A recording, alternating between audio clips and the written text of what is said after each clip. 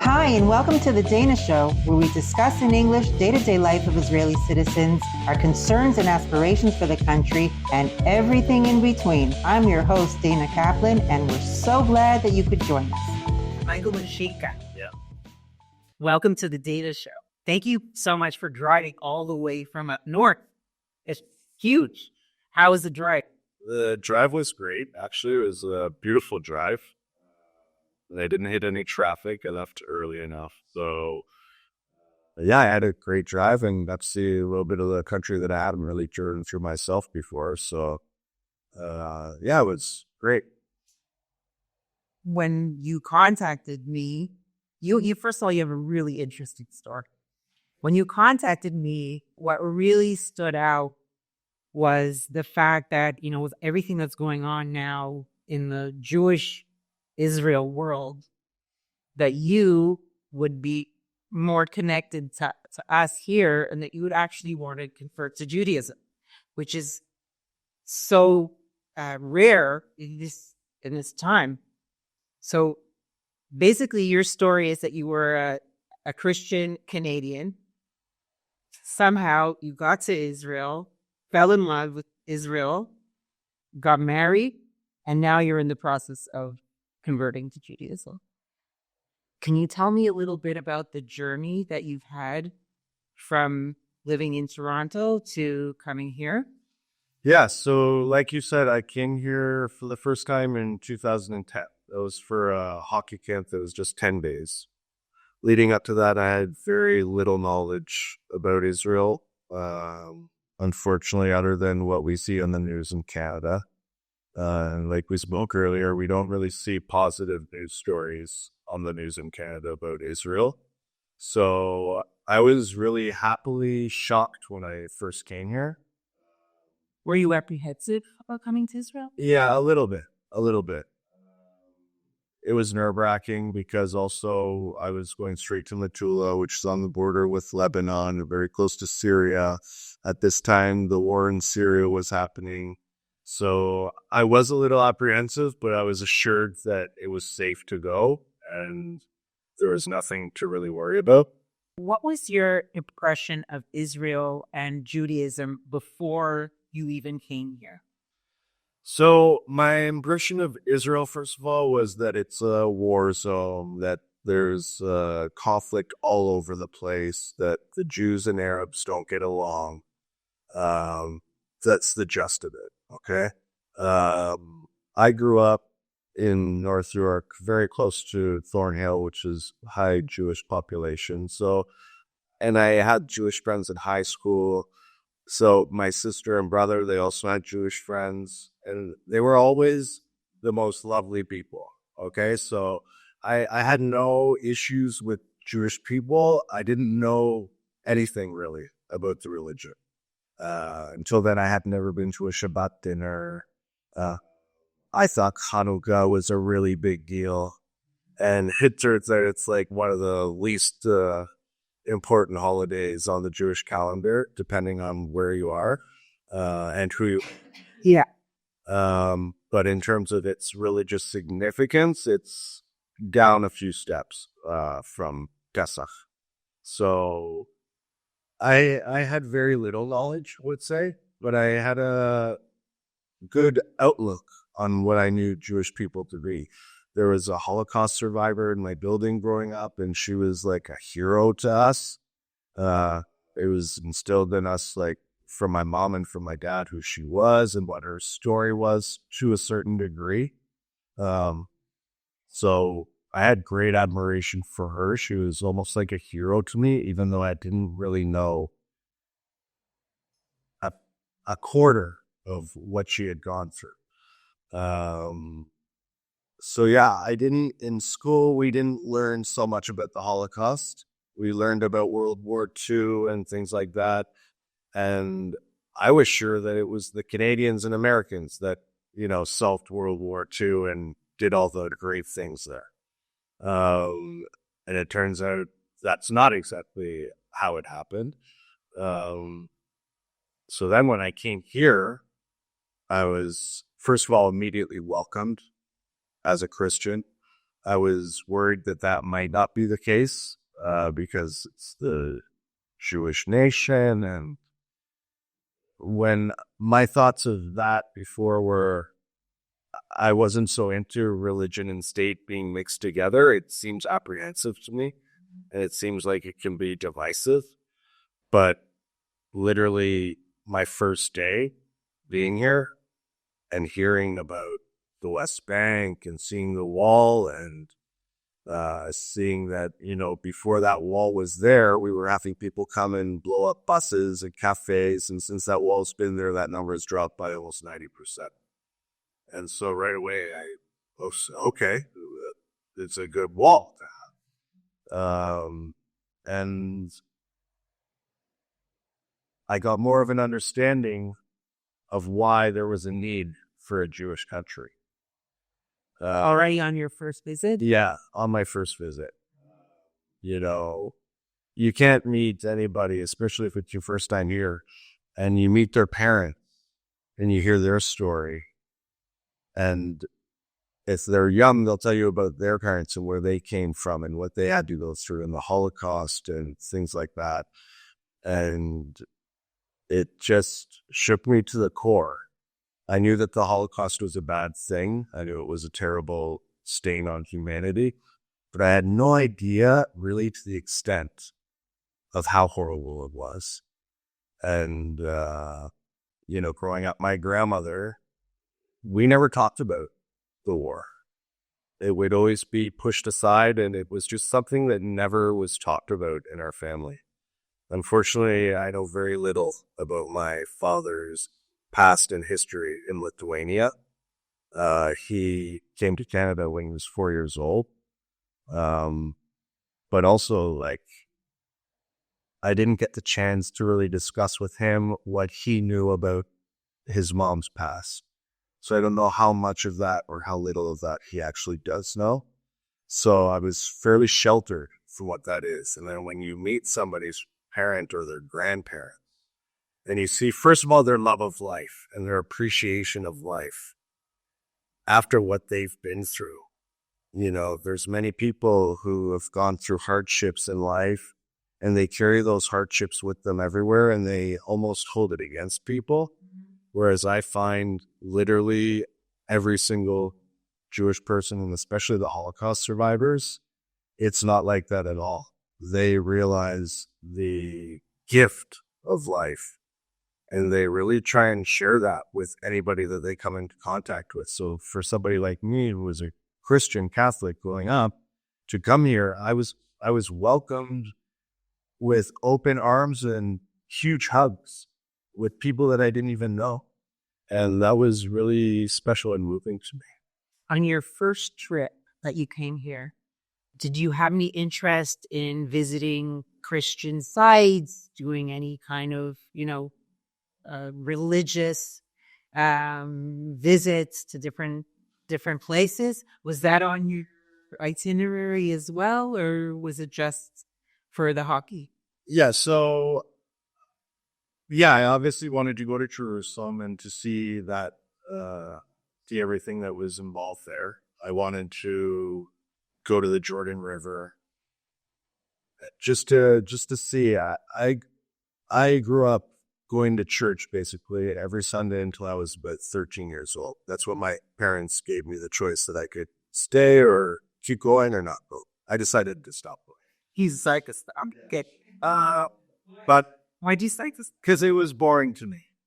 It was boring to me. It was not, it seemed like a chore. It wasn't something that I woke up every Sunday. Okay, today's church day. I was more excited for the after church than I was for the actual church.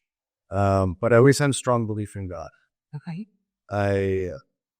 I've always had a strong belief in God, but it's been more of a spiritual belief that I have, and not such a religious. Okay, so what was your most meaningful religious experience that you had on your first visits? So it was definitely when we went to Jerusalem. I remember we went to the Western Mall Plaza, the hotel, And as soon as I got there, I had this amazing feeling come all over my body. And at the time, I thought it was the immense history that's happening there. You're looking at this wall that's 3,000 years old, part of the old temple. And I thought that the history of it all was really coming over me. And it really did something to my body. I felt it from my toes to my head. And it was an amazing, amazing experience. I remember to this day the note I put into the wall. And it was really an amazing experience. And we went on that same day, obviously, to the Church of the Holy Sepulchre. And it was beautiful. I thought, wow, this is also amazing. And I saw all the people getting emotional. And I didn't have that same emotional experience there. I appreciated the beauty and respected everybody's, emotionality that was going on there. But I didn't have that same feeling that I had as I went to the Kotel. So that was for sure my most profound religious experience. We also went to the Jordan River baptismal site that's near Tiberias. And the same thing. It was beautiful, and I saw people there getting baptized, but it didn't do something to me emotionally. It didn't take over my body, really, like that first time that I walked into the Western Wall. And to this day, I've been to the Western Wall, the Kotel, a number of times, and same thing. Every time I'm there, I'm just completely amazed by everything that's going on there. It just connects to your soul. Yeah, it really does. And so I'd been thinking for a long time, maybe I'm going to convert to Judaism. Right from that point, you thought that maybe that was an option for you? No, not from that point, I wouldn't say. Because to be honest with you, at that point, I was here for a 10-day hockey camp. And I was pretty sure that this was going to be my only time coming to Israel. My Israeli friends still laugh at me because on that last day, I cried like a baby and I was really emotional because honestly, at that point, I was not so well traveled in my life. I'd hardly left Canada, only to the States and things like that for hockey tournaments. And my list of places to travel, was fairly large. There was a lot of places that I wanted to see. And I figured, okay, I've been to Israel, I've done that. So if I'm going to spend a lot of money on another trip, it'll probably be somewhere else. That was the mindset back then. And so I was really emotional leaving here and sad. It was 10 days that just went by like that. Yeah, it was bad. And anybody who's been here, and 10 days is not enough to see Israel. We packed in quite a lot in those 10 days, but there was still a lot that we hadn't seen. So we basically went as far as the Dead Sea in Masada and then worked our way back. And so I was in the Dead Sea, Masada. The Dead Sea also blew my mind. Floating on water is one of the most amazing experiences anybody can ask for. It's unbelievable. Unfortunately, my wife can't stand it there. So, but that was also really amazing. It was difficult for me to explain to friends going back home what it's like to float on water. So that was a really special experience as well. And again, we were in Tiberias, and I saw quite a bit of the country and the main spots, but we weren't in Eilat, and we didn't go to all of the museums. We didn't go to Yad Vashem, because it was a very packed schedule. We coach hockey in the morning, travel, come back and coach at night, except for the day that we went to Jerusalem. On that day, we went to the Dead Sea, Jerusalem, and then came back to coach a practice. So the camp was only supposed to be 10 days? Yeah. Uh-huh.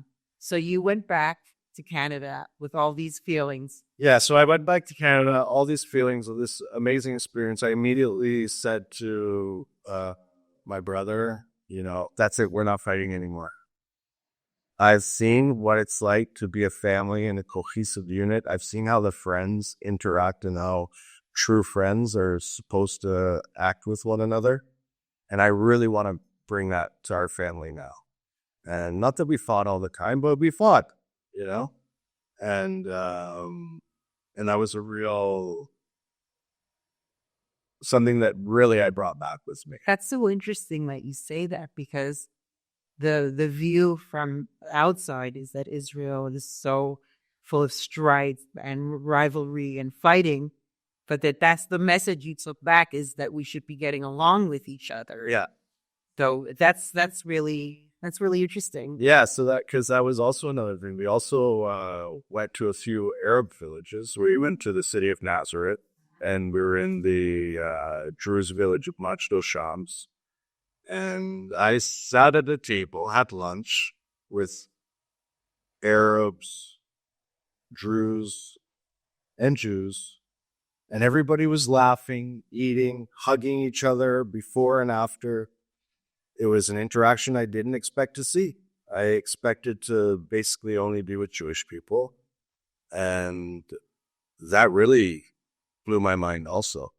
And that's something that I didn't think was happening here. I didn't realize that the coexistence that is actually happening.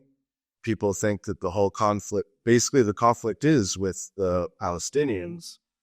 And It's not necessarily the Palestinians, it's the Palestinians who want to kill us. It's the terrorists who want to kill us. right. So, but unfortunately, they have most of the power there. Yeah. And I go back and forth on this all the time. Like when I first came back, I said, okay, yeah, they should figure out a way to get along. And like, I've seen them getting along.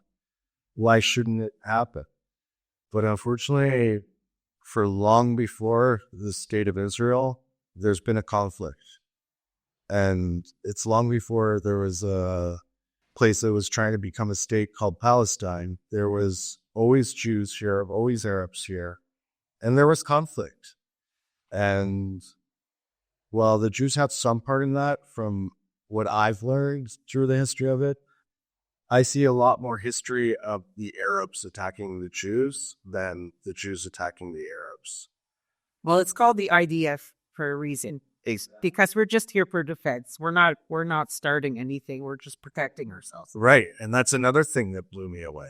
Yeah. You know, I thought that the IDF was this monster putting their boots on Palestinian children's heads and like doing awful things. Yeah. And when I came here and met soldiers and met my friends who were finished with their army service but doing military or doing the reserve services, I saw that the people that they were.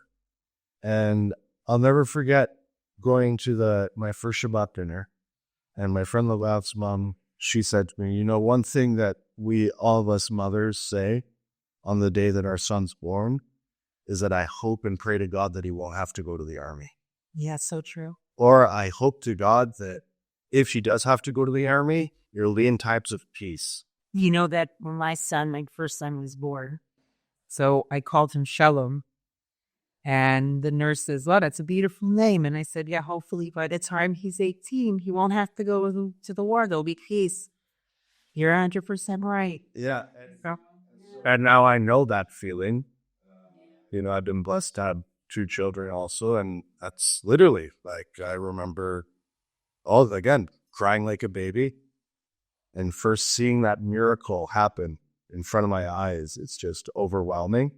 And then right after that, you think, wow, 18 years, this little human being is probably going to have to go to the army. Yeah. And I pray to Hashem that it'll be in times of peace. So let's circle back for a sec. You came here for your visit. You went back home, went back to Canada. Yeah. Okay, so when was your next interaction with that? So that was in 2010, the hockey camp. And then out of the blue in 2011, I got a call asking if I would, saying that they're looking for somebody to come and volunteer for a year to start for a hockey season, basically for 8 months. My years go by hockey season. So to come here for 8 months for hockey season to help build the program. They had a guy who was learning a program in Finland. Then he was on a 2-year program, and he was going to come back, and then he would take over. Well, sorry, we didn't go into this, but what was your experience with hockey?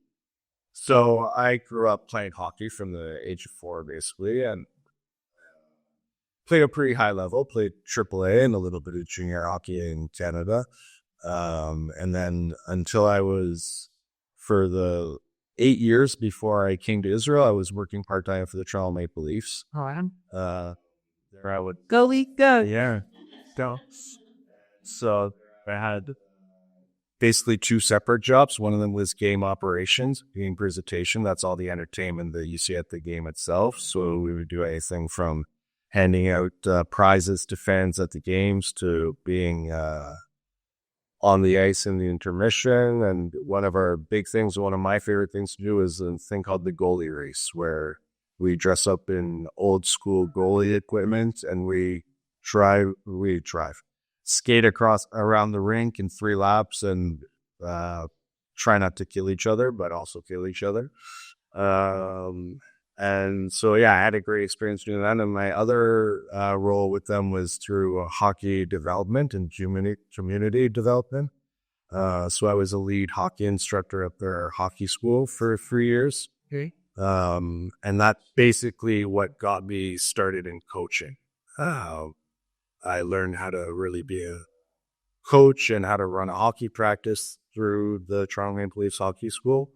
And then there we had a program called Hockey in the Neighborhood, where we would go to disadvantaged parts of Toronto and all over and basically run a free hockey program for kids and expose the game of hockey to people that wouldn't have that opportunity. So I also was a head coach of one of those programs in Flemington Park. So you were employed by the Toronto Maple Leafs? Yeah. Okay. So that was a part-time job, though. Okay. And then my other job was working for Sarah Richardson. She does TV shows on interior design. And so those 2 jobs basically balanced me out. That was more a full-time job with Sarah, thankfully. Thank you, Sarah. I miss you. You're wonderful. And so when I got this opportunity in 2011, I had immediately called Sarah, told her, and she said, "Oh, you have to go for it." I had always talked about Israel up until that point, like saying how amazing it was and just telling them what my... So you were come back. Yeah, I was completely ready to come. I got the call on a Friday, and right away I and he's like, "Okay, you're silent. Think about it for the week." I was like, "Yeah, I'll think about it. I'll think about it." Like, I ain't ready. Think about it for the weekend and call me on Monday and let me know what you decide. So I hung up the phone, called my mom, and said, "Mom, you'll never believe, but I had this amazing opportunity." She's like, "Go for it. You have to do it. It's perfect for you. It'll be great." So there was no resistance from your family or anything when you told them that you wanted to come back? No whatsoever. Really grateful for the support I got from them and also from my bosses at the time. Both of them had said, "Go, you have a job waiting for you when you come back, and best of luck." So that's basically what my background in hockey was coming here. And then so I got that opportunity to come for 8 months, and then that really, really changed my life. And it was, I already had the base of love and appreciation for Israel. And now I got a chance to really do more of it on my own and really see it on my own, travel on the bus to go to Tel Aviv for the weekend. We're from Toronto. So it was a bit of a shock to go from Toronto to Metula. Metula, for those who don't know, it's a really small farming community as far north as you can go in Israel. About 2,000 people living there. It's a farming community.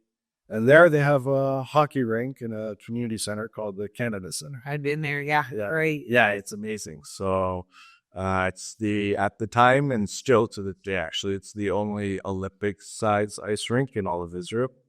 So it was really it's like the birthplace of ice hockey in Israel. yeah, it was like a great experience living there. But the shock of coming from Toronto to a place like that, I was sort of missing the action. I was missing, the chance to go to a great concert and stuff like that. I was missing the hustle and bustle of a big city.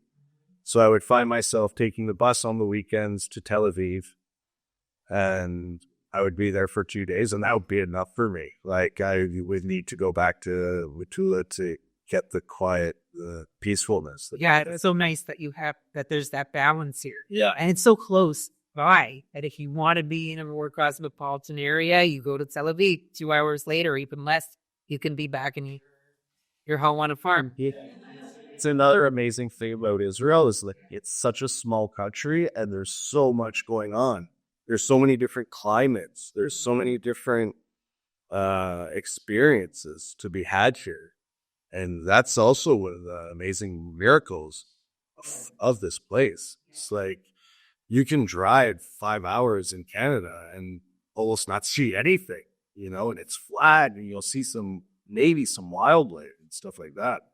But you drive 5 hours in Israel and you've been to like 50 different worlds. It's unbelievable. So I had said like it was coming near the end of the first 8 months, and they said, "Hey, it's going really well. Maybe come back for a second season." And this was a volunteer position. You weren't getting paid. Yes. Yeah. Wow. Okay. So they had given me an apartment and stuff like that, and like I had costs covered for me, but I wasn't making a living doing it. So I said, "Okay, yeah, I'll come back," because I was just really not ready to let go of Israel, I guess. And I remember somebody saying to me, in that second season, they said, "Could you see yourself living here?" I said, "Oh yeah, you find me a wife and I'm staying here, no problem." And literally like 2 months later, I started dating who's now my wife. And Where did you meet? I met her in Metula. She was working at the Canada Center when I first met her. Hey. And then in the second season that I was here, she was actually the manager of the hockey school. She was doing that part-time, and she was working at the Maon, which is like a daycare. So that is also in Metula. She was a student at Tel Hai at the time. Tel Hai is like the most modern college. It's soon to be a university. Go Tel Hai. And so, yeah, the first time I saw her, I immediately fell in love with her, and we didn't really get to connect. But then when we were working together, we did. And something really clicked between us. And that's it. The rest is history. Oh, really? How long after you met did you guys decide to get married? Well, we basically started dating seriously in January, and we were dating and like pretty serious about one another, I would say. And then at the end of that season, that was supposed to be it, like for me in Israel, because they had a guy who was coming back and he was going to take over the hockey program. And so it was kind of we were at a crossroads and we were dating. And did you discuss what your future would be like? Yeah, a little bit. And it was kind of unknown. And I'm so lucky that she stayed with me because I didn't have all the right answers at the time. I think I was scared. Yeah, well, it's a huge decision to make. Yeah, I think I was looking back on it now. I think I was kind of scared and nervous about if she was actually going to be the one for me, if I'm actually the one for her, and if really living in Israel was something that I wanted to do. Let me ask you something. Dating a Jewish woman and dating a non-Jewish woman, right? Obviously, you dated as well. What's the difference? What do you think the difference is? Or is there a difference? Yeah, for sure there is a difference. The family connection. I remember immediately meeting her mom and dad. And I could just see like the closeness that they had. I could feel the closeness that they had. And then I hadn't met her sister in that first period that we were dating. But when I finally did, then I saw the connection that they had. And it was unbreakable. Even her loving me is not going to break that family bond. And that was really special to me. I also have a strong connection with my family. I'm very blessed that I had an amazing father, mother. My brother and sister are amazing. Also, my cousins, like they live far away. They're in Halifax, but we have a really strong connection, but it's different. In Toronto, everybody's so busy and everybody has their own schedule. And my sister was very busy. She had 2 kids of her own. And it's not like it is here where I could just, go to her house, knock on the door and say, hey, I'm here for a coffee. Like, cause she has plans. And, most people have their calendars filled up for the next month, 2 months, half a year, who knows? I think the fact that we have Shabbats every weekend, it's a very family-oriented time. The fact that we have all of these holidays throughout the year and traditions, they're centered around family. Yeah. So like I'm not so familiar with Christianity, but I know that you have, Christmas and Easter. But other than that, it's not like a weekly thing that you have a meeting with your family. Yeah, and we growing up, we would have like Sunday night dinners. Okay. But that faded as we got older, and especially after like my sister went away to university and then came back and lived on her own, that just kind of faded away. So the real only family meetings that we would have would be on these holidays or birthdays. And yeah, the Jews are blessed with many holidays. Any opportunity. Goody. So, but I think that you're right. The Shabbat and that dinner on Friday night is a really special, and you feel it, especially when you're here in Israel. Yeah. I'm sure it happens in Toronto as well, but here in Israel, people are literally traveling all over the country to make sure they get to their family on Shabbat. Yeah. And that also really impacted me in a positive way. So I think that I saw her connection with her family, and I think she also saw my connection with mine. I was speaking to my mom every day on the phone, and she also saw and I think appreciated that. And so that was one thing that really I saw a difference between dating a Jewish woman and a non. So after that second visit, and you guys were at a crossroad, did you go back to Canada? Yeah, so I went back to Canada, and she basically made plans right away to fly to Canada. So she came to Toronto, and she was there with me, and my brother were living together at the time. And she made a trip to come for 2 months. And it was literally the first week that she was there that I said, she's the one for me. And when my mom came to meet her, I told my mom, I said, Mom, I'm really crazy about this girl. And I hope you will be too. I'm sure you will be. And that's when I knew that like she was the one for me, and I was going to do whatever it takes to be with her. And that like means if she wants me to convert to be with her, I'll convert. If she wants me to go to Israel, I'll go to Israel.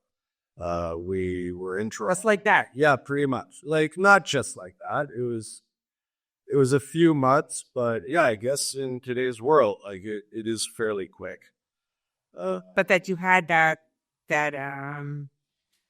inclination that you were going to do whatever it takes to be with her, even if it meant changing your religion, changing the place that you live. Those are huge commitments. Yeah. So I think marriage is also a huge commitment. Yeah. It's so, and if you're gonna commit to be married, I think you want to make sure that you're pretty much under the same understanding as much as possible. And yeah, I just had this feeling. Thankfully, at that time, she didn't say to me, "Yeah, I need you to convert," and this and that. She wasn't pressuring you. She wasn't pressuring me at all. She was really like into me for me, and she was willing to accept you even if you didn't convert or anything as Christian. 100%. At this time, like I wasn't considering converting, to be honest with you. So after those 2 months. So after those 2 months, we came back here, and then that's when it was serious. Now we were living together. Her parents started to understand that it was serious. And then we were going through the process of with Misrat Panim, with the Ministry of the Interior. And it's a very tedious process. And it's very long. And I remember, like, at the beginning, they even said to us, like, "I'm not sure we believe you." And I was like, why? Why would I leave Toronto, Canada to come to Majula? And, like, what do you think I'm trying to pull over here? Now, looking back on it, like, what? Thank Hashem that I did that. And that I left Toronto to come to Majula. But literally, and I think it's sort of like when you're trying to convert, like they tell you no a few times. Yeah. And then they go with you and they Well, that's one of my questions for you. yeah. So we'll get to that. So, and then basically the guy said, "Look, if you guys get married, this process will go a lot quicker." Okay. And I'm just like, okay. Like, Were you ready? I wasn't quite, well, I was ready, but not ready. I didn't have a ring. I didn't have a plan of how I was going to propose. I had talked to her father, like any of this stuff. So, cut forward now a couple months. I talked to my mom and I said, "Look, I'm going to ask her to marry me." So she had sent me my grandmother's wedding ring, her engagement ring. How beautiful. That is actually, it's a really beautiful ring with 2 diamonds and a blue sapphire in the middle. So it's the Israeli color on this ring. Also try and make the end for 6. I like to see with the blue and white go for the amount of where I go. So that was also like, okay, this is part of the plan. Like, it was very comforting. And then I had asked her father, which is, I find out afterwards, it's not something people really do here. That's still nice. Yeah, but it was, for me, it was important. Like, I know it was important for my father to hear before the guy proposed to my brother-in-law proposed. It was important for him to hear also. And I wanted that blessing. I wanted to know that that was going to be cool with him. And we had a really deep, like, sort of awkward conversation, to be honest with you. Looking back on it now, like, I'm so grateful and it was amazing. But I remember at the end of the conversation, I was just like, whoa, that was not the fairy tale. Welcome to the family, son, that I'm looking for. It was like, Start to drink? a little bit. And he had asked me, would you ever, he said to me, he told me straight up, he's like, look, I'm a very proud Jew. My mom is a Holocaust survivor, and we are very proud of our Jewish heritage. And I have to say, like, when I envisioned who Michal would marry, it would be probably a Jewish person.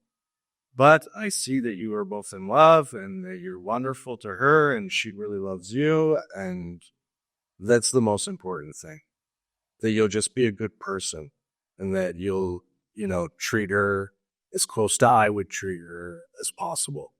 So you weren't really feeling any pressure to convert from the family? No, and I told him in that conversation, I said, look, Avi, if it was really important to Natal that I convert, I would do it. But for her, it's not the be-all and end-all. I'm more of a spiritual person. I'm less of a religious, hard-nosed religious person. So So that's the way it is. But the values that I have, that I got, that I thought I got from the Catholic Church and my family, those are Jewish values.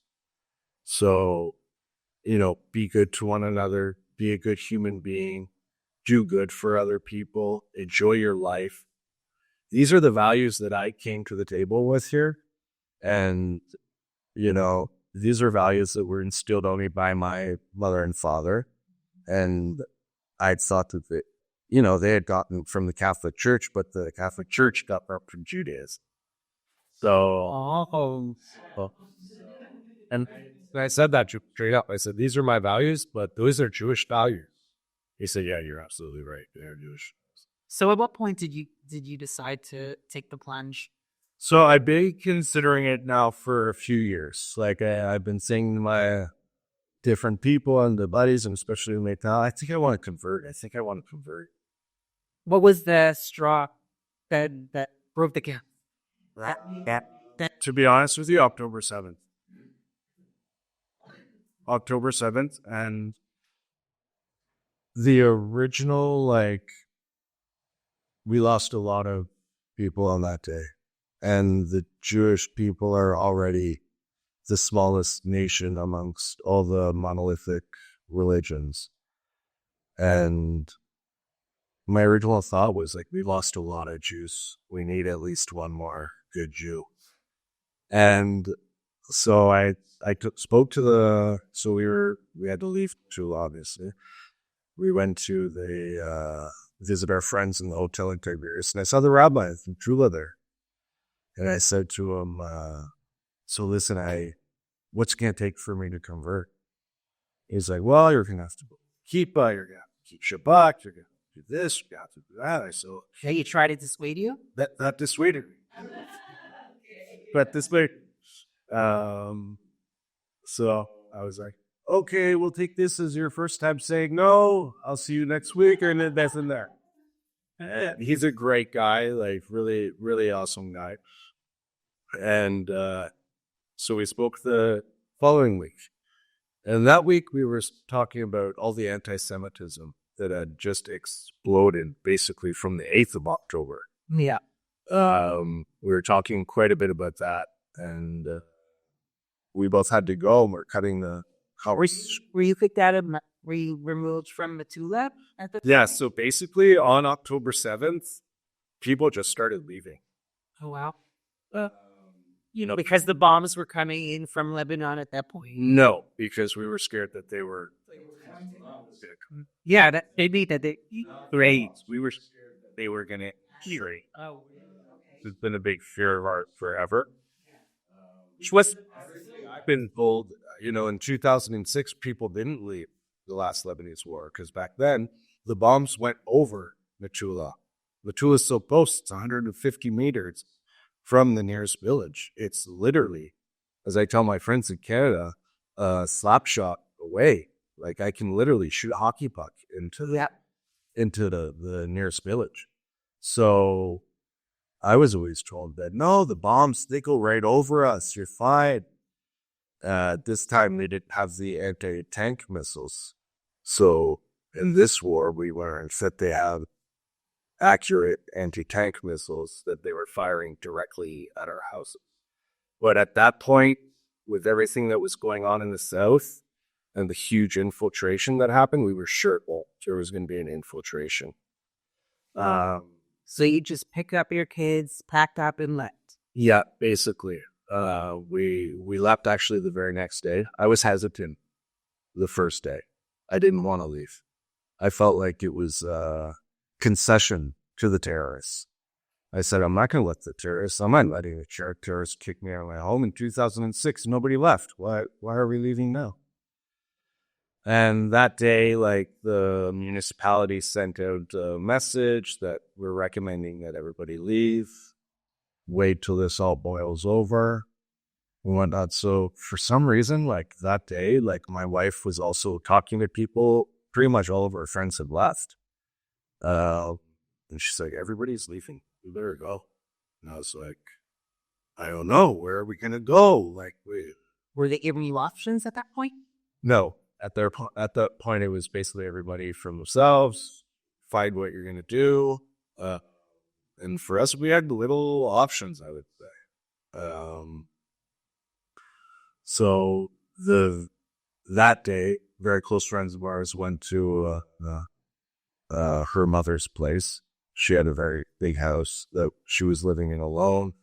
And there's like bedrooms for everybody. The bedrooms had a bathroom. It was perfect. So on October 8th, my wife was like packing everything.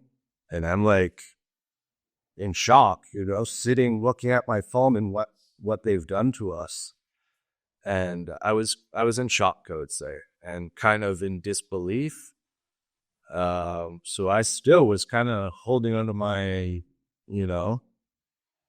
beliefs that I don't want to leave. Then I got a message from her friend saying, Mike, look, we're inviting you to come here. Just please come. Like, it's fine. Don't feel bad. Don't feel like there's enough room for everybody. So. And you have small children. Yeah, we have small children. So Maytal had packed and she said, I'm taking the kids. You can come or you can stay. Let it. I said, okay, I'm coming. Okay, I'm coming. So how did that make you feel that you were in the middle of a war living in Israel as coming as a Canadian who doesn't have a lot of experience with that kind of life? Zero experience with that kind of life. Canadians had no experience with war. No. Especially our generation. I mean, and they're lucky. And they're extremely lucky. Like blessed. Like it's unbelievable. And it's a pride of Canada, I would say. That, Canada hadn't really been in a real war since 1812. And then they experienced, we sent soldiers to the Second World War and then to Afghanistan and things like that. But in terms of experiencing it on our land, like that's just nothing Canadians know at all. Which is an interesting point because they have a very strong opinion about what's happening in Israel. Yeah. And they have no experience. Most of them haven't even been here, apt to form an opinion. Yeah, it actually drives me nuts. Like I say to a lot of people, like it's so easy to use for you to say while you're sipping a beer on your utopic patio. Your biggest conflict is how are you going to brush the snow off your car in the morning? That's literally the biggest conflict that there was at that point. Do you try to use your voice to influence opinions in Canada? Yeah, well, since October 7th, pro-Israel content. Have you received feedback from people? Are there people that are angry at you or give you some pushback on your opinion? Nobody that I know personally. But the silence can be deafening. And that can be a real telltale. It's actually been the most difficult part of this war for us. I mean, thankfully, because for us in Manitoba, it could have been way worse.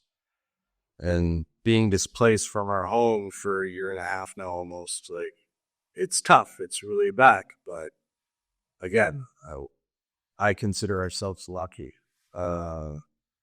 So there's a new standard. Yeah, I was appreciation and luck. Yeah. If you're still alive, it's basically you're in a good spot. Shouldn't luck being but that's the way it is. Yeah, no, it's a crazy paradox that we're in. And you chose it. Yeah, I chose it. So I remember I was coming to. I knew that I was moving to Metula. I knew that next door was Hezbollah. And I'd literally been told from the moment that I got there, there's going to be a war. There's going to be a war. And every time there was like a little flare up of any kind, like we've been dealing with psychological warfare in Metula for years now. Yeah. I'd be walking my dog and all of a sudden a laser appears on my chest. And I look over and I could see the window that the laser is coming from. There's lookouts that are literally right on top of Metula. They would have huge protests there with hundreds of Hezbollah flags and like literally screaming at us. or just like a few people, but in the middle of the night going to that lookout and literally screaming and cursing at the Jews. And everybody in Metula can hear it. Were you the story about tunnels? Yes, we were, Rico. I can't remember exactly the year now, but it's about 3 or 4 years ago now, they discovered tunnels that had entered Metula. When we heard about the tunnels in the south, it seems like, okay, like it's fairly easy to dig there. Where we are, it's like in a mountain, like with granite rocks. It's not an easy operation. So we were kind of skeptical. But then we found that they had been digging tunnels. Yeah. And now that we see that the army has been into southern Lebanon, like the tunnels in Gaza are a joke compared to what the tunnels in Lebanon are. So how does that make you feel about going back to Metula? Not very good. Not very good. And that's the consensus of most of the people that live there. Yeah, I would say that I've heard that there's between 30 and 40% of the people that won't go back, and most of those people are young families such as mine. If it was just me and Mikal, we'd be going back for sure. Because, I'm a Zionist and Metula is an important place and it's a beautiful place and it's our home. It's the only place we live, but it's important for us to be there. But after seeing what happened on October 7th, and that's a real game changer. And it's not just me and Mikal. We have 2 young kids, a 9-year-old, he's almost 10, and a 5-year-old. And I need to do everything I can to make sure that they're safe. Yeah. And I need to do everything that I can. We need to do everything that we can to make sure that they can go to school, go to their after-school sports activities or ballet, and not worry about having terrorists jumping over the fence or even shooting us from the fence. So it's something that we're kind of struggling with right now. It's a difficult situation. The fact that we've basically been made to leave Metula. We didn't choose that. So we're kind of struggling with that right now. We haven't made a decision 100% here or there. Does the government give you any options of where to go? Are they relocating the communities? Are they giving you any kind of financial assistance for rent or? Yeah, so we do get financial. So there was an option at the beginning to go to, they set everybody up in hotels in Tiberias. So basically Metula was in 2 separate hotels. One that was more for the families and one was more for more of the senior residents or people without families. Right away, we opted not to do that. I thought that was a terrible idea.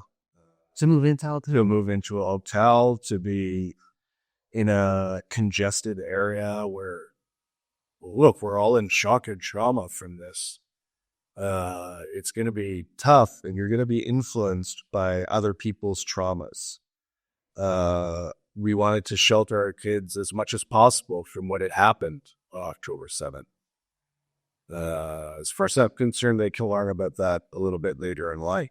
How did you explain to them why you were leaving your home?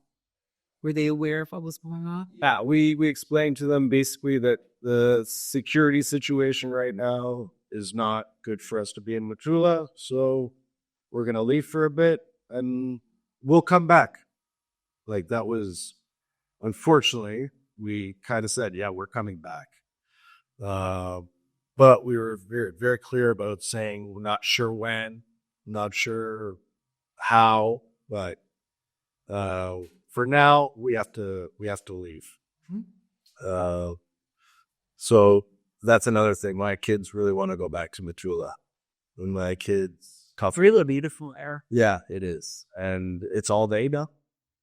They don't know what it's like to now. They kind of know what it's like to live in a different place, but they want to go back to their school. They want to go back to their friends. They want to go back playing hockey at the Canada Center. Unfortunately, the Metula that they knew then is not the same Metula now. for many different reasons. For the fact that it's been, I don't know if it's been really destroyed. Like our neighborhood where we live in the mountain area. It's as high up pretty much as Matula can go. Every other house has been directly hit by a rocket from Hezbollah. Like the roads are ruined from tanks and from air rockets. Our house until now hasn't been hit by a direct hit, but because of my neighbor above, my neighbor below, and a rocket landing on the road right in front of our kitchen window, like just from the boom effect from those rockets, like we had broken glass and the shingles have moved on the roof. You go back to visit once in a while? Have you got back? No, we haven't been back since last November. So we're talking about over a year now. Last November, there was a ceasefire. So when we left, I'm thinking 6-day war. Okay, grab a couple pairs of pants, couple pairs of underwear, short sleeve t-shirts, and we'll be back in a week.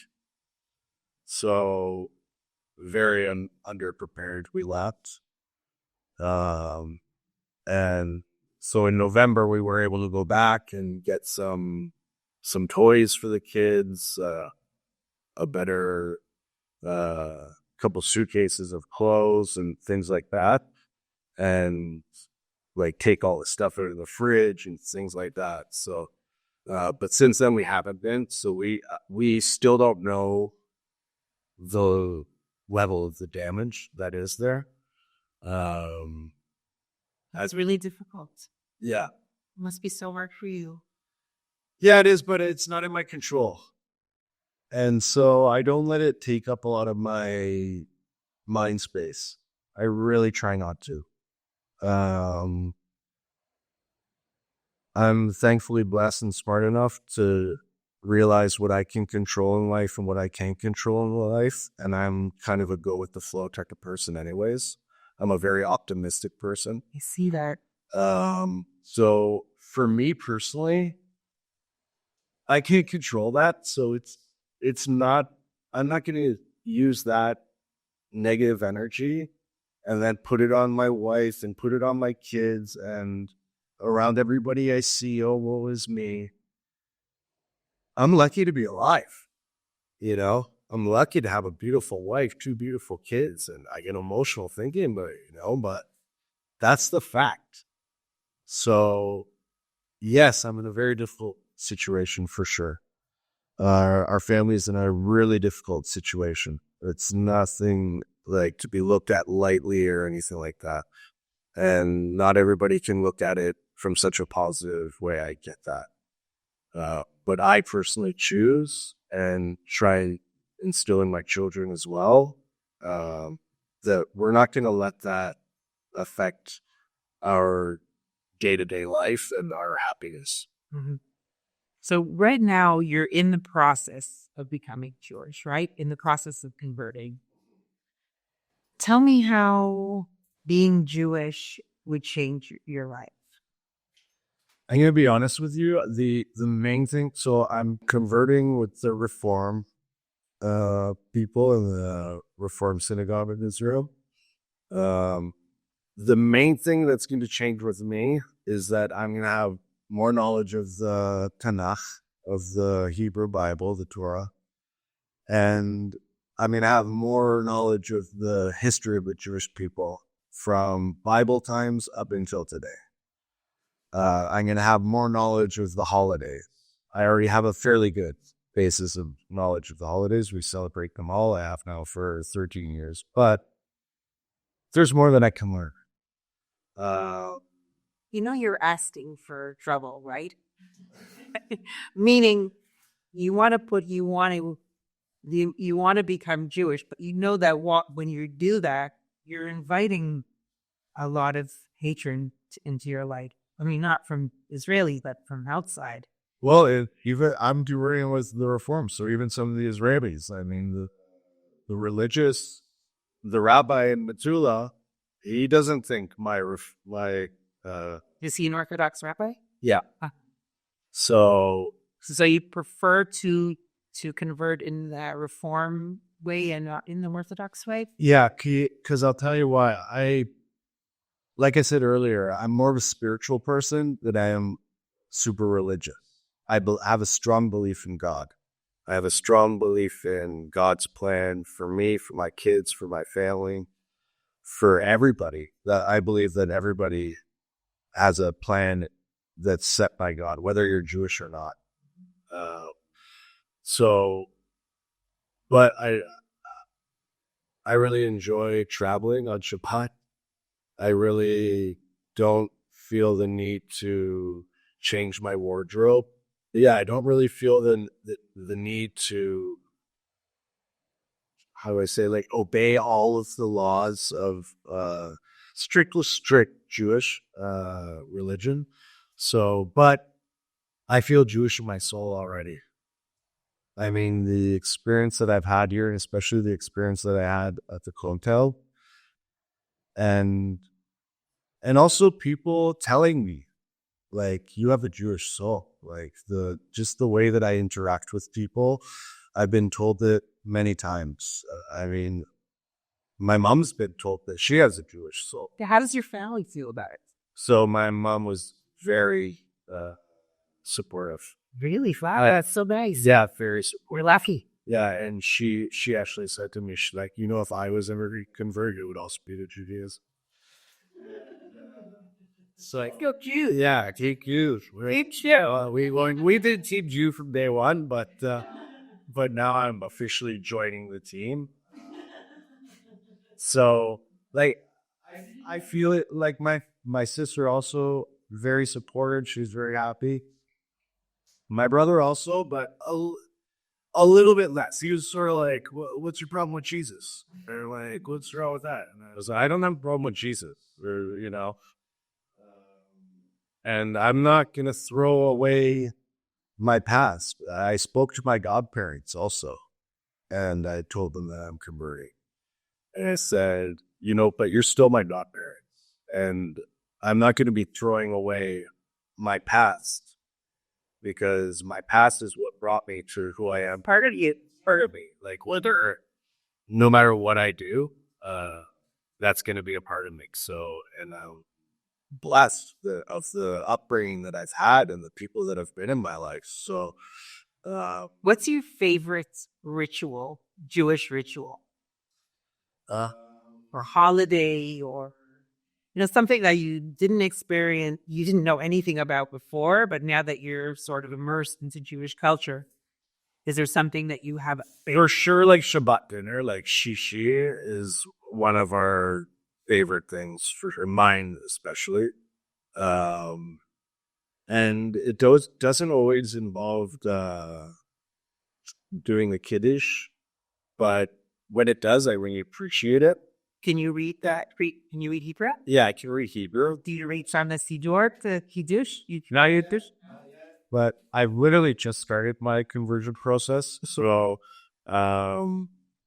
reading the Bible is not like reading Hebrew. It's difficult. You haven't started reading from the Siddur? So not yet, but I've ordered one. So a few months ago, even before I started converting, I bought a Hebrew and English Tanakh. Interesting story. One of the homes that was struck in Metula is a good friend of mine. And the house was completely destroyed. I mean, completely destroyed. Except for the bookshelf that had all of the holy books on it. Oh, wow. And that had a profound effect on me. That had a profound effect on me. That's a miracle. And where we were staying didn't have a bomb shelter. So I said, I'm going to get it tonight as soon as possible. And so I had ordered it, and where we're staying, there's Chabad, and they had ordered it for me. So I got it, and I immediately started reading it. I'm reading it in English first, so I couldn't get through it. I'm almost finished. I'm just starting Vari, Deuteronomy. Well, Well, the Bible, the Old Testament is part of Christianity as well, right? Yeah. You have knowledge of the Old Testament. Yeah. That's not the first time that you opened the book. Right. Well, personally, yes. I think time I've opened it before, I'd been told what to open and where to open to, and it was only a very small passage, and I've never opened it on my own. This is the first time that I'm fully, immersed in learning. Is there anything about Judaism that is a big question mark for you that you don't agree with or you don't understand or that seems weird to you in terms of rituals or practices? The only thing I'll say that I don't agree with is the people who aren't willing to accept my conversion because it's to reform and it's not. I think that's the only thing I don't agree with. I don't think there's just one way to be a Jewish person, and I think, and it doesn't say that in the Bible either. From what I've read, it's pretty clear in Bereshit, in Genesis, what the rules are for humans to be humans on this earth. And that's Jews especially. And it's, like I said, treat other people how you want to be treated. Love life. Multiply. Good luck. I'm with you. Okay? That's the Cole Stokes version of it. And again, I'm learning more, and I think one of the really amazing thing about the Tanakh and Judaism is that there's lots of questions, and you're allowed to question. Yes, exactly. You're encouraged to question, and not every question has an answer, and some of them have multiple answers. I was speaking with my rabbi yesterday in our lesson, and she said, what's beautiful is that, because I had some answers that were kind of different than her answers. And she said, that's one of the beautiful things, is that we can both have these different answers and neither one of us are wrong. So that's something I really appreciate, Judaism. Other than that, there's nothing other than the fact that the small amounts of division than Judaism. And that's the only thing I don't agree with. I wanted to talk to you because we're both Canadian. We're almost running out of time, but I really wanted to address what's going on in Canada right now. Because both of us, I think we're both pretty patriotic at one point, both from Toronto. Still get patriotic, except that before we were talking about it, we're both a little bit embarrassed now to tell people that we're Canadian because of the deterioration of, I don't know what, especially in now you see Montreal and Toronto, the anti-Semitism, just the general deterioration of a lot of things there. Yeah. So how do you feel about that? Awful. And to be honest with you, it's one of the most, if not the most difficult part of this war for me.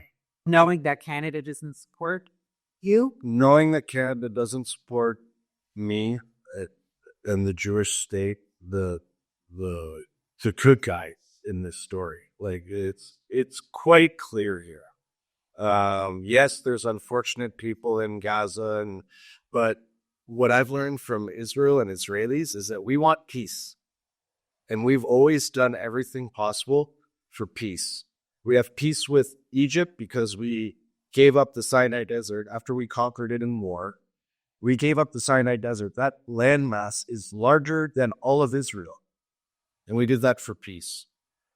We've always done, and Israelis and even, governments up until now, I've done everything possible for peace. And even if they don't, they're always talking about peace. Okay, you can say what you want about Bibi and this and that.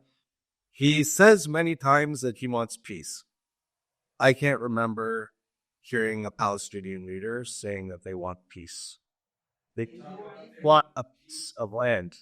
Want Israel. They want all of Israel. We need to do this and that.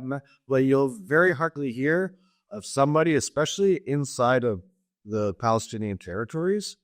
I haven't seen the loud voice there who's a peace activist. So why don't they know this about Canada?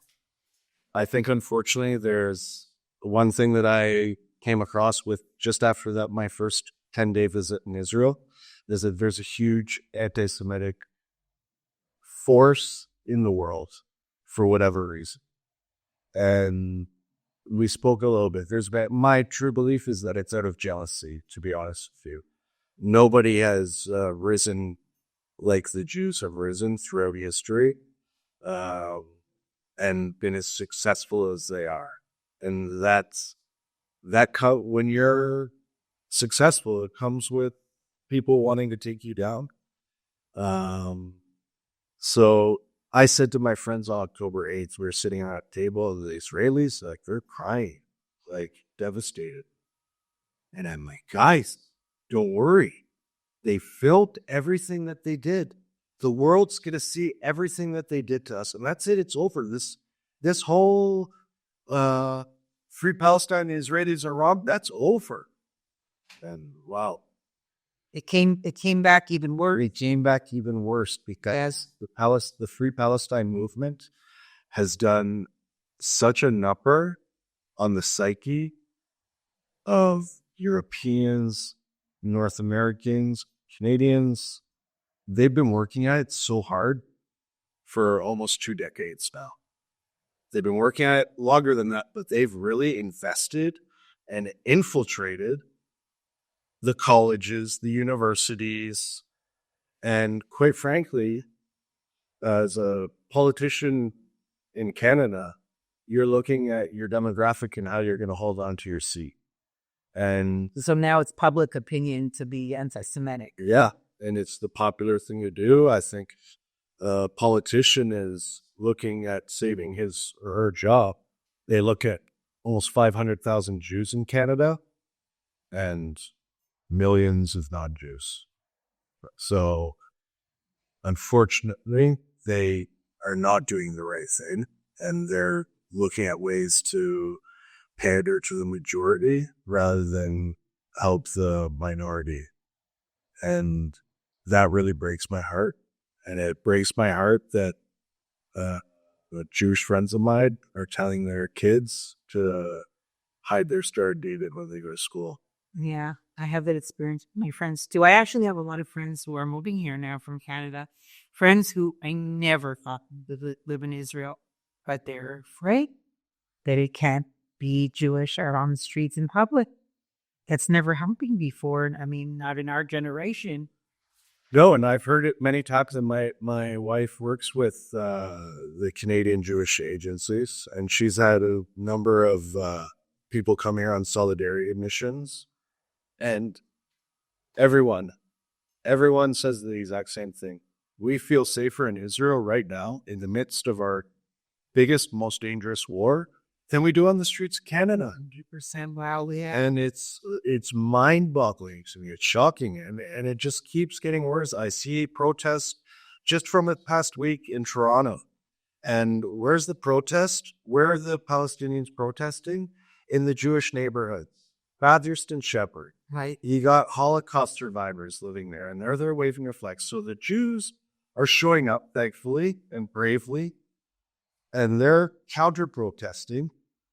But you see the difference on each side. One side is literally singing songs of peace, and they finish each protest by singing Hatikva and then O Canada. While the other side is saying, death to Israel, death to Canada. And how is it acceptable in Canada? How do you lose that? It's, unfortunately, it's just reason liberal views of acceptance have just shifted so far left. And now I think because Canadians aren't combative, it's hard for a Canadian to deal with any type of conflict. That's why they look at our conflict, I think, also, and they say, "Why can't you guys just get along?" You know, because they don't know, they don't understand what's really going on, and I think their lack of dealing with conflict throughout their lives and not being willing to stand up and take on a conflict is now gonna bite them in the ass hard. Yeah. So it's scary, and literally that and the lack of reaching out from people who I thought I would hear from throughout this process. Those are really two of the hardest things about this war and this conflict. It's extremely isolating, the feeling here. And for me, it's so clear. And I wish it would just be more clear for more people. And first of all, I want to thank you for coming here and sharing your story with me, with all of us. It's fascinating, really. What are your hopes for the future? I mean, is there something that you want to promote here? Is there what are you trying to accomplish now? Well, one thing I'll say is that I'm just finishing a course now where it's called Sport as Clinical Tool. So I'm hoping to open my own clinic where there's going to be a lot of people, unfortunately, and kids and adults who are going to need help getting through the scars that this war is going to leave on us. And one of the best ways, I believe, is through sport. So, anybody out there, if you have a kid or you yourself want some help, and we can do a sport practice together. And it doesn't have to be ice hockey. It's all sport. And the main focus will be on mental health as well. Cool. But also, I really want to just make sure that the Jewish people know that you have friends. They're not all being so loud right now, but there are more of them than the Jewish people think. And keep being Jew. Like I said earlier, I think a lot of this anti-Semitism is through jealousy. They're jealous that Jews have such a strong connection to their family. And they feel bad that their family connection is not so strong. They, I think, are jealous of the fact that Jews will put their family first, and then they'll put their friends first, and oftentimes put complete strangers before they put themselves. Sure. Because that's another Jewish value, tikkun olam, making the world a better place. I think people can't get their heads around the huge amounts of successes that Jews have had, whether it be in science, medicine. There was a huge water crisis in Africa, and because of Israeli Jewish irrigation that we invented, the desert's here. That's been solved. That's another thing you don't hear about. So, keep your head up, keep strong, keep being Jew, because really, Rabbi Sachs says it best, that people do respect a Jew who is strong with his Judaism and who's strong and proud and shows their love of their religion. So good luck to you and in all your endeavors and converting and being in Israel. I really appreciate you. I'm so grateful that you came to share your story. Thank you so much, Michael. I appreciate you. Thanks for having me on here. Yeah, sure. I'll see you again. Yeah, looking forward. Thank you for tuning in to this week's episode of The Dayna Show. If you like what you heard, you can subscribe to the podcast, like and share with your friends on social media, and rate us 5 stars. Don't forget to tune in next week, and we'll see you then.